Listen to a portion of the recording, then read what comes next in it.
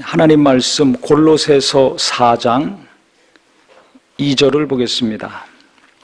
기도를 계속하고 기도에 감사함으로 깨어 있으라. 아멘. 기도를 계속하라고 바울이 권면하고 있습니다. 또 기도에 감사함으로 깨어 있으라고 했습니다. 우리가 기도를 계속 하다 보면, 날마다 하다 보면 이게 습관이 됩니다. 뭐든지 습관이 되면 계속 할 수 있죠. 운동도 습관이 되면 계속 합니다. 안 하면 몸이 안 좋죠. 운동하면 또 몸이 풀리고 시원해집니다. 그래서 어떻게든지 시간을 내서 운동을 하려고 합니다. 이 기도도 그렇습니다. 기도를 계속 하다가 안 하면 답답합니다. 심하면 좀 불안하기도 하죠. 뭔가 갑갑하고 답답하고 이런 걸 느끼게 되니까 기도합니다. 문제가 특별히 없다 할지라도 기도해야 마음이 평안하고, 기도하면 시원하고, 또 기도하면 앞으로 어떻게 해야 될지 하나님이 기도 가운데 성령님을 통해서 알려주시거든요. 그래서 오늘 해야 될 일, 내일 해야 될 일, 이번 주 해야 될 일, 다음 주 해야 될 일, 한 달 후에, 몇 달 후에, 몇 년 후에 해야 될 일들에 대해서 하나님이 어떤 것은 분명하고 정확하게 알려주시고, 어떤 것은 희미하게 알려주시고, 어떤 것은 조금씩 알려주십니다. 희미하게 알려주신 것은 계속 기도하다 보면 어느 날 확실히 알게 됩니다. 조금씩 알려주시는 것이 나중에 계속 기도하다 보면 구체적으로 정확하게 어떤 것인지를 또 알려주십니다. 그러니까 기도 안 하면 도리어 답답하고 일하기가 어렵습니다. 근데 참 이상한 거는요, 기도를 안 하죠. 그러면 처음엔 답답하고 뭔가 숨 막히고 뭔가 중요한 걸 안 한 것 같은 허전함이 있고 불안함도 있습니다. 근데 이게 계속 안 하다가 보면 이게 편안해져요. 기도 안 하는 게 평안해. 계속 안 하다 보면 기도 안 하고도 얼마든지 일하고 살 수 있습니다. 예수 안 믿고도 잘 살잖아요. 열심히 살잖아요. 기쁘고 만족하고 행복하면서 사는 사람들 많습니다. 내가 원하는 거, 내가 열심히 해가지고 좋은 결과를 얻으면 만족이 있죠. 기뻐하죠. 행복해하지 않습니까? 기도 안 하면서도 예수 안 믿는 사람들이 그렇게 사는 것처럼 내 생각으로, 내가 노력해서, 내 열심으로 어떤 결과를 얻을 수가 있거든요. 그러면 만족하고 기뻐합니다. 또 익숙한 신앙생활이었기 때문에, 신앙생활 오래 한 사람들은 기도 안 하고 얼마든지 봉사 잘할 수 있습니다. 목사도 기도 안 하고 얼마든지 설교할 수 있습니다. 기도 안 하면 설교 못할 것 같죠? 천만의 말씀. 기도 안 하면 봉사 못합니까? 하시잖아요. 기도 안 하면 헌금을 못합니까? 합니다. 기도 안 해도 얼마든지 하나님 일 열심히 합니다. 잘할 수도 있습니다. 그런데 뭐가 다른가? 기름 부으심이 달라요. 성령의 역사가 있느냐 없느냐, 이게 다릅니다. 똑같은 말씀인데요, 성경을 보다 보면 어떤 때는 말씀이 굉장히 은혜가 되고 깊이 들어오고 그 다음 절로 넘어가기가 어려울 때가 있습니다. 왜? 한 구절이 너무 나를 휘어잡아가지고. 어떤 경우는 몇 시간, 몇 장, 몇십 장 보더라도 와닿는 것이 없고 나를 휘어잡는 말씀이 없어요. 내용은 뻔히 압니다. 하지만 뭔가 내 마음을 휘어잡고 사로잡아서 하나님께 붙들림 받는 체험이 없을 수가 있습니다. 한 구절만 보더라도, 몇십 초만 보더라도 이 한 말씀이 내 마음과 생각에 깊이 와닿고 눈을 돌리기 어려울 정도로, 그 다음 구절을 보기 어려울 정도로 그 한 말씀이 나를 완전히 붙드는 경우가 있어요. 자꾸 생각나죠. 그 말씀 묵상하다 보면 시간이 몇십 분이 가요. 몇 시간이 가요. 며칠이 돼도 계속 그 말씀이 생각이 납니다. 그 말씀에 사로잡혀서 삽니다. 나를 떠나지 않는 말씀. 이거 왜 그럽니까? 짧게 봤는데, 한 구절인데 성령이 역사하시면 그렇게 됩니다. 그러니까 성령이 역사하시느냐 역사하지 않느냐? 내가 아무리 노력을 하건 안 하건, 내가 똑똑하던 미련하던, 재능이 많던 적던, 이게 문제가 아니에요.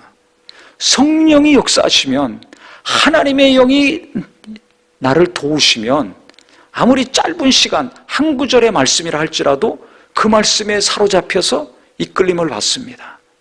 성령의 역사가 없으면 아무리 오랜 시간 동안 많은 말씀을 보고 들었다 할지라도 그 말씀으로 위로받고 해결받고 인도함 받는 게 없습니다. 그래서 기도가 필요합니다. 내 열심과 재능으로 얼마든지 공부하고 사업도 하고 직장일도 하고 신앙생활, 가정생활, 사회생활 잘할 수 있습니다. 그런데 기도하면 어떻게 됩니까? 성령이 역사하시면 말씀 한 구절에 큰 은혜를 받듯이 내가 하는 큰 일이건 작은 일이건 범사에 있어서 하나님이 나를 도우시는구나, 이건 내 능력으로 할 수 없는데 하나님이 하셨구나 하는 것을 내가 알게 됩니다. 내가 알게 되는 거예요. 하나님하고 나만 알게 됩니다. 이 놀라운 비밀이 있습니다. 이 놀라운 비밀이 있어요. 다른 사람은 몰라요. 아, 저 사람이 능력이 있어서 그렇지. 아니에요. 그 자기만이 압니다. 저는 설교하면서 그걸 너무 많이 체험합니다. 전혀 보지도 듣지도 생각지 못한 말씀이 제 입에서 막 나갈 때가 있어요. 그게 성령께서 하셨다는 것을 저는 너무 생생히 체험합니다. 설교하면서, 또 제가 한 설교를 들으면서. 만나방송 같은 경우도 한 구절씩 하잖아요, 잠언. 어떤 경우는 이게 내가 한 설교가 맞나 안 맞나 제 아내한테 물어볼 정도로, 그 정도로 놀랄 때가 있습니다. 왜? 이건 제가 한 설교가 진짜 아니에요. 다른 분이 한 것 같아요. 그 왜 그렇습니까? 성령님이 하셨기 때문에 그렇죠. 그러니까 우리가 일상생활에서 무슨 일을 하든지 성령이 함께 하시고 성령이 도와주시면 내 능력으로, 내 실력으로, 내 지혜로 할 수 있더라도 하나님이 일하시는 것을 경험하고, 또 내 지혜와 능력과 힘으로 도무지 할 수 없다 할지라도 성령님이 하시는 것을 내가 보고 체험할 수 있습니다. 그래서 기도가 중요합니다. 기도가 중요한 거야. 내가 능히 내 힘과 능력으로 일할 수 있는 사람은 기도 안 합니다. 대부분. 왜? 기도 안 해도 할 수 있으니까. 그런데 내 힘과 능력으로 도무지 할 수 없다, 이런 분들이 기도 많이 하잖아요. 계속 기도하잖아요. 그러면 어떻게 되는가? 하나님이 위로해 주시고 감동해 주시고 그 다음에는 어떻게 살아야 될지, 어떻게 해야 될지를 알려주시기 시작합니다. 그래서 순종하게 됩니다. 계속 기도 안 하면 순종하지 못해요. 계속 기도하면 계속 그 마음을 주시니까 순종 안 하면 괴롭거든요. 하나님의 뜻을 알았으니까. 순종 안 하다가 또 계속 기도하면 순종하게 되고, 순종했을 때 내 힘으로 할 수 없어서 망설이고 불순종하고 고민했고 걱정했는데, 아, 순종해 보니까 하나님이 하셔. 예비된 자를 만나게 하시고 생각지도 못한 일을 맡겨주시고 돕는 자도 보내주시고 무언가 문이 열리고 길이 열리는 것을 자기가 순종할 때 경험합니다. 그러니까 하나님께 감사하죠. 얼마나 기쁩니까? 그래서 간증이 나오고 주님을 찬양합니다. 그러니까 기도하는 게 재밌고 예수 믿는 게 재밌고 하나님께 순종하는 게 재미가 있어요. 어떤 사람은 기도하는 거 재미없습니다. 순종하는 거 듣기도 싫어. 순종이라는 단어는 내가 원하는 대로 하고 싶은 대로 하고 싶은 것도 얼마나 많습니까? 그거 못해가지고 속상한데, 아니 무슨 순종이야 이 시대에. 고리타분하게 부모 세대, 할머니 할아버지 세대나 순종, 믿음, 헌신이지 무슨 지금 순종을 찾고 헌신을 찾고 믿음을 찾습니까? 다양성을 인정해야지. 맞지만은 나도 인정해달라. 맞지만은 불순종을 어떻게 인정해요? 믿음 없이 사는 거 어떻게 인정합니까? 세상적인 기준과 사고방식으로 사는 걸 어떻게 인정해 줍니까? 그걸 또 뭔가 이야기해 주려면 듣기 싫어하죠. 상처받죠. 서로 관계 어려워집니다. 그러니까 내가 또 교회 안 나간다고 이런 소리나들 하죠. 그러면 어떻게 해야 돼요? 그러니까 또 그런 사람들 때문에 기도할 수밖에 없습니다. 이건 기도 외에 다른 방법이 없어요. 기도밖에 없습니다. 왜 그렇습니까? 기도하면 나에게 그렇게 말씀의 은혜 받게 하시고 앞날을 알려주시고 위로해 주시고 순종하게 하시고, 순종했을 때 내 힘으로 안 되는 거 하나님이 일하셔서 되게 하는 것을 보여주신 것처럼 내 힘으로 안 되는 저 마음과 생각, 성령님이 내가 계속 기도하면 그 사람 마음과 생각을 감동하셔서 믿음으로 사는 사람, 순종하는 사람, 하나님께 나오는 사람, 예배하는 사람이 될 것입니다. 할렐루야. 그래서 내 개인과 내게 관계된 일을 위해서도 우리가 계속 기도해야 될 필요가 있고, 그 다음에는 누군가가 변화돼서 예수 믿어야 되잖아요. 또 예수 믿더라도 잘 믿어야 되잖아요. 순종하면서 우리와 같이 계속 기도하며 하나님의 뜻을 알고, 자기 힘으로 할 수 없는 거 좌절하고 낙심하고 괴로워만 할 것이 아니라 계속 기도해가지고 하나님을 체험해서 하나님의 능력으로 사는 거 경험해야 되지 않습니까? 그래서 우리는 나 자신을 위해서도 그렇고 내가 사랑하는 가족과 이웃들을 위해서도 그렇고 기도가 멈추지 않고 계속되는 기도꾼이 되기를 예수 이름으로 축원합니다. 예수 이름으로 축원합니다. 그래서 다른 것은 모르더라도 집안에서 기도를 계속하는 사람은 최소한 한 명은 있어야 됩니다. 2명 있으면 대박입니다. 네? 기도를 계속하는 사람이 있어야 돼요. 과거에 보면 어떤 분들이 집안에 판사도 있고 검사도 있고 의사는 꼭 있어야 된다고. 왜? 무슨 일 있으면 검사가 있어야 빼주고 하잖아요. 법조인이 하나는 있어야지 살다가 죄 안 질 일평생 사는 사람도 있지만 웬만한 사람들은 다 죄의 그물에 걸릴 수밖에 없어요. 그러면 큰 어려움이 생기니까 그때 거기서 위기를 모면하려면 판검사 있어야 된다. 또 의사, 요새 병원에서 진료만 하려고 해도 몇 달씩 기다려야 되잖아요. 큰 병원은. 그 아는 의사 있으면 금방 할 수 있으니까. 그러니까 이 땅에서 위기를 모면하고 속히 치료받고 건강하고 입원을 하고 수술받기 위해서 판검사 의사가 필요하다고. 그래서 꼭 선보려면 그런 사람하고만 선보는 부모들이 있었습니다. 우리는 그것보다